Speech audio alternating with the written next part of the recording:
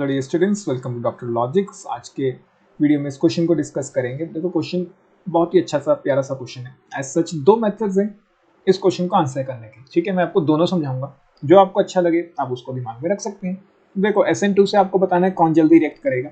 देखो SN2 जैसे दिमाग में आता है सबसे पहली चीज क्या आती है, ये हिंड्रेंस कंट्रोल मैकेनिज्म।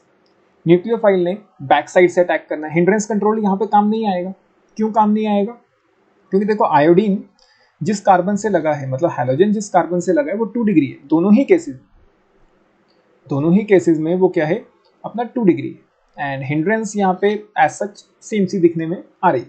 लेकिन जो दूसरा पॉइंट यहाँ पे काम आ सकता है वो अपना क्या है कि SN2 में जो न्यूक्लियोफाइल है वो बैक साइड अप्रोच करता है एंड उसमें अप्रोच करना है यहाँ से ऊपर की तरफ से। क्यों? क्योंकि आयोडीन नीचे की तरफ लगा है। ठीक है, तो यहाँ पे जब न्यूक्लियोफाइल अप्रोच करेगा, बेसिकली अप्रोच तो इसी कार्बन पे करेगा, ऐसी बात नहीं है, लेकिन करेगा ऊपर से। ठीक है, एंड यहाँ पे ऊपर की तरफ पहले से एक बल्की ग्रुप लगा हुआ है, तो SN2 में न्यूक्लियोफाइल ने ऊपर से आना ये कंपलसरी है। क्यों? क्योंकि आयोडीन नीचे, बैक साइड अटैक होना कंपलसरी है। तो ऊपर से आना थोड़ा सा मुश्किल है न्यूक्लियोफाइल के लिए, क्योंकि ऊपर की तरफ पहले से ही एक बल्की ग्रुप लगा हुआ है। तो यहाँ पे SN2 होना थोड़ा सा मुश्किल लग रहा है। बी पार्ट में एक बार चेक करते हैं, आयोडीन लगा है ऊपर की तरफ, क्लियर? तो न्यूक्लियोफाइल ने आना है नीचे की तरफ से बैक साइड अटैक करने। एंड न्यूक्लियोफाइल नीचे की तरफ से आना है, तो नीचे की तरफ से आने में कोई दिक्कत भी नहीं, क्योंकि ये ग्रुप तो कहाँ लगा है, ऊपर की तरफ लगा है। क्लियर? तो ये ग्रुप को हिंड्रेंस कॉज तो नहीं करने वाला एज सच न्यूक्लियोफाइल के अप्रोच को। तो सेकंड वाला जल्दी रिएक्शन शो करेगा। जैसे ही आप ये प्रिडिक्ट कर लेते हो तो आपका आंसर डायरेक्टली डी बन जाता है। क्यों? क्योंकि बाकी सब में कहा है कि ए विल रिएक्ट फास्टर, बी वाला सिर्फ डी पार्ट है।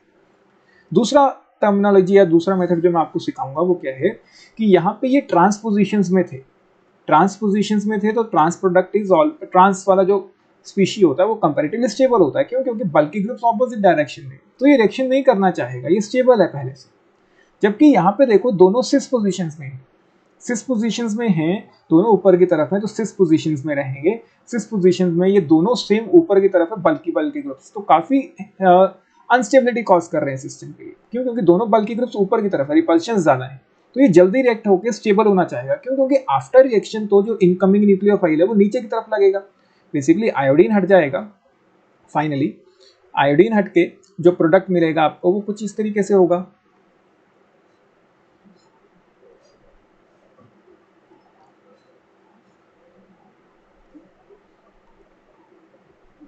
ये जो बल्की ग्रुप है वो तो ऊपर ही रह जाएगा, लेकिन जो नया न्यूक्लियोफाइल आएगा, मतलब अपने पास नया न्यूक्लियोफाइल था I-128, तो बेसिकली जो नया न्यूक्लियोफाइल आया वो तो नीचे की तरफ लग गया, तो ट्रांसपोजिशन एक्वायर कर ली बेसिकली, तो स्टेबल प्रोडक्ट जनरेट हुआ। तो यहाँ पे रिएक्शन ज्यादा जल्दी होंगी। दोनों ही रीजंस एकदम सही है। क्लियर? अब बात करते हैं जो ट्रांजिशन स्टेट की बात कर रहे हैं। ट्रांजिशन स्टेट में क्या होता है, एक बॉन्ड टूटता है, एक बॉन्ड बनता है। मान लो दोनों ही रिएक्शन शो करने लग गए, and the transition state of both the reactions is of same energy, ये कह रहे हैं ना। तो अब कह रहा है कि दोनों रिएक्शन शो कर रहे हैं, दोनों ही ट्रांजिशन स्टेट्स बनाते हैं। ट्रांजिशन स्टेट्स में क्या होगा, बॉन्ड टूटेगा, बॉन्ड बनेगा। ठीक है, ट्रांजिशन स्टेट्स दोनों की ही क्या होंगी, एक तरफ से बॉन्ड टूट रहा है, एक तरफ से बॉन्ड बन रहा है। अगर मैं ए वाले की ट्रांजिशन स्टेट बनाऊं, पहले तो यही था कि ए रिएक्शन शो नहीं कर रहा, लेकिन कह रहा है कि चलो ए ने रिएक्शन शो कर दी, तब क्या होगा, तब ट्रांजिशन स्टेट्स कैसी होंगी।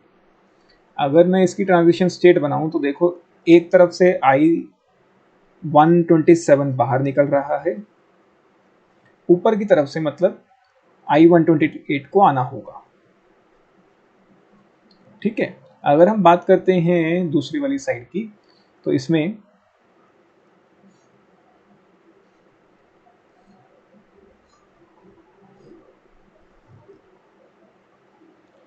अपना ऊपर की तरफ ये लगा हुआ है टर्शियरी ब्यूटाइल ग्रुप, एंड इसमें ऊपर की तरफ से 127 वाला बाहर निकल रहा है, एंड नीचे की तरफ से एंट्री मार रहा है 128 वाला। तो यहाँ पे देखो दोनों की स्टेबिलिटी सेम है। क्यों? क्योंकि टर्शियरी ब्यूटाइल ऊपर की तरफ है। जितनी रिपल्शंस यहाँ पे इन दोनों ने कॉज करनी है उस टर्शियरी ब्यूटाइल ग्रुप के साथ, उतनी ही यहाँ पे ये दोनों भी कॉज करेंगे, क्योंकि दोनों ही क्या है, आइसोटोप्स हैं, बेसिकली मास में फर्क है हल्का सा। ठीक है, तो ऐसा कोई साइज में तो फर्क नहीं आ रहा, जितना साइज इसका है उतना साइज इसका है, तो दोनों ने ही यहाँ पे जितनी रिपल्शंस यहाँ पे होंगी उतनी ही रिपल्शंस इस ट्रांजिशन स्टेट में भी होंगी। बेसिकली दोनों की एनर्जीज क्या होंगी, सेम होंगी अगर रिएक्शन दोनों करते हैं।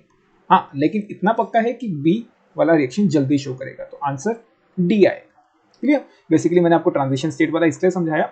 मान लो एक और ऑप्शन होता कि B is reacting faster but transition state की एनर्जी वो सेम ना देता, तो आपको पता होना चाहिए कि ट्रांजिशन स्टेट की एनर्जी भी यहाँ पे सेम आ रही है। क्लियर? होपफुली आपको समझ आ गया। Thank you.